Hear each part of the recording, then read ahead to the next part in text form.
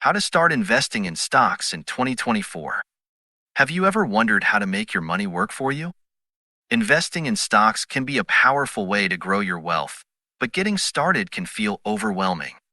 Today, we're breaking it down step by step. Welcome to How to Start Investing in Stocks in 2024. Let's get started. Before we start, don't forget to like, subscribe, and hit the bell icon for more content on financial insights. First, let's cover the basics. What exactly are stocks? A stock represents a share in the ownership of a company. When you buy a stock, you're buying a piece of that company and its profits. Stocks are traded on stock exchanges, like the New York Stock Exchange or NASDAQ. But how do you get started?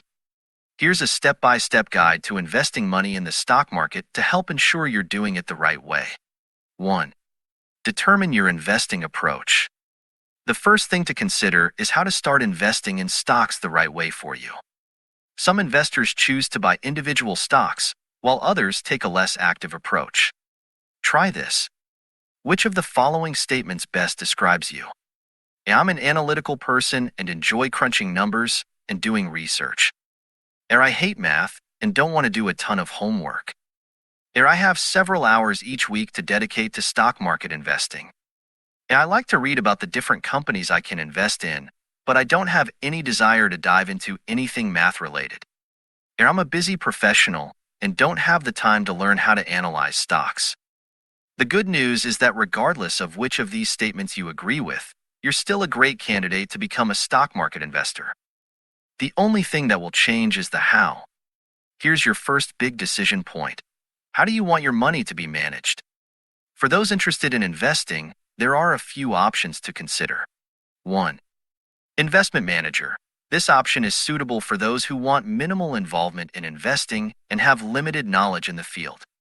An investment manager can handle the investment decisions on your behalf. 2. Robo-advisor. Similar to an investment manager, a robo-advisor provides an automated solution for managing your investments, but at a lower cost. You set up an investment plan, deposit money, and the robo-advisor takes care of the rest. 3. Self-managed.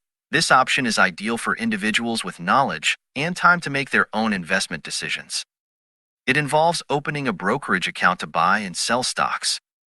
To open a brokerage account and start investing, you can choose from well-established companies such as E-Trade and Charles Schwab, or newer platforms like Robinhood and SoFi. The process of opening a brokerage account is quick and easy, usually taking only a few minutes. When it comes to buying stocks, you have several choices: using an online brokerage, hiring a financial advisor, opting for a robo-advisor, or participating in a direct stock purchase plan offered by certain companies. Regardless of the method you choose, it's important to be aware of the fees associated with buying and selling stocks, as well as account management fees. When considering these options, it's helpful to review fee schedules and discuss any potential fees with customer service representatives. The key to building wealth is to consistently add money to your account over time and allow the power of compounding to work its magic. This means you need to allocate a portion of your monthly or weekly budget for investing. The good news is that getting started is simple. The amount you should invest depends entirely on your budget and time frame. While you may invest whatever you can comfortably afford, experts recommend leaving your money invested for at least 3 years, and ideally 5 or more, in order to withstand market fluctuations. If you are unable to commit to keeping your money invested for at least 3 years without needing it, consider building an emergency fund first. An emergency fund can prevent you from having to withdraw from your investments early, allowing you to weather any fluctuations in the value of your stocks. Different ways to invest in stocks. 1. Individual stocks. You can invest in individual stocks if and only if you have the time and desire to thoroughly research and evaluate stocks on an ongoing basis. If this is the case, we 100% encourage you to do so. It is entirely possible for a smart and patient investor to beat the market over time. On the other hand, if things like quarterly earnings reports and moderate mathematical calculations don't sound appealing, there's absolutely nothing wrong with taking a more passive approach. 2. Index funds. In addition to buying individual stocks, you can choose to invest in index funds, which track a stock index like the Standard and Poor's 500. When it comes to actively versus passively managed funds, we generally prefer the latter, although there are certainly exceptions. Index funds typically have significantly lower costs and are virtually guaranteed to match the long-term performance of their underlying indexes.